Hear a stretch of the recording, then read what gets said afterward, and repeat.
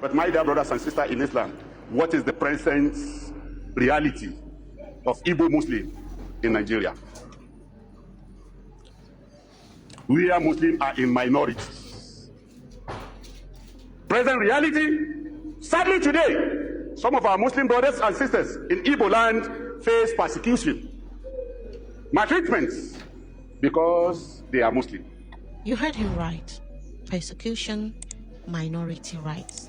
It sounds so innocent. Doesn't it sound like a cry for help? But do not be deceived. This is not a religion you entertain or treat with a kid's glove. What you just watch is the first step of a very religious ladder. They want us to focus on the word minority. They beg for tolerance today because their number is very small. But there is an agenda, because the history and the reality of Nigeria shows us what happened when the minority becomes a majority. When they are few, they ask for equal rights, but when they are majority, they stop asking for rights and start imposing laws. Look at the North. Look at states like Zamfara. It all started with, let us practice our religion. Then it moved to Sharia law for civil matters. From there, it moved to criminal matters. And now, they have a system where the constitution is pushed aside for religious law. Don't think it cannot happen to us here. If we entertain this narrative now, we are opening the door for a future where our customs are overridden and our freedom is negotiated away.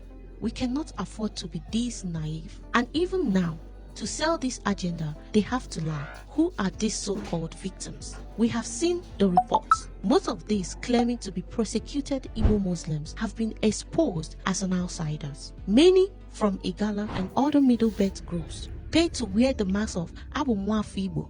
We saw the viral post of the Igbo Muslim woman that was crying for help, and she's been exposed as an Igala. They are important actors because they cannot find enough genuine evidence among us. Why? Because historically, Igbos are united by culture, not divided by religion. And it's a very dangerous tool to give an Igbo person because we are conservative in nature.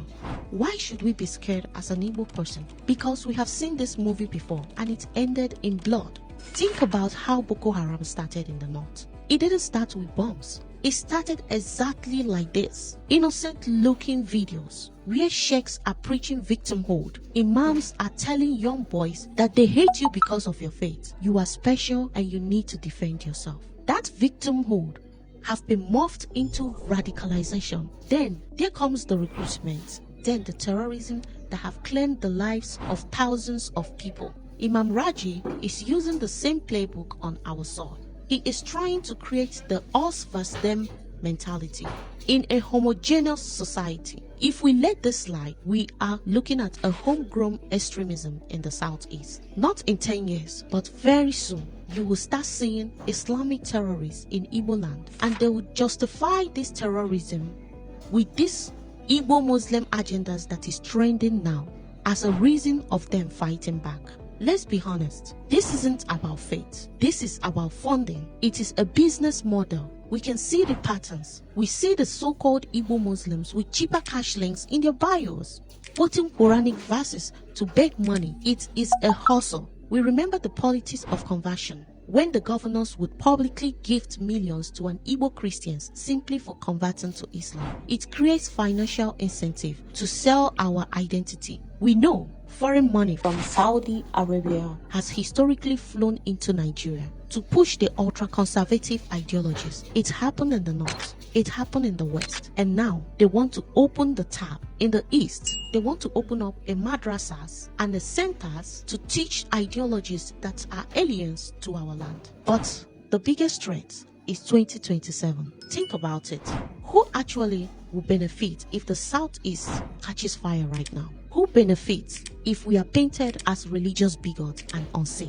This is a calculated move to sabotage Peter Obi's presidential ambition. If they can frame the southeast as a hotbed for sexual violence, that will undermine his credibility as a unifier. They want to force a federal crackdown, militarize our region, and distract us from economic development. They want to turn Igbo land into a battleground.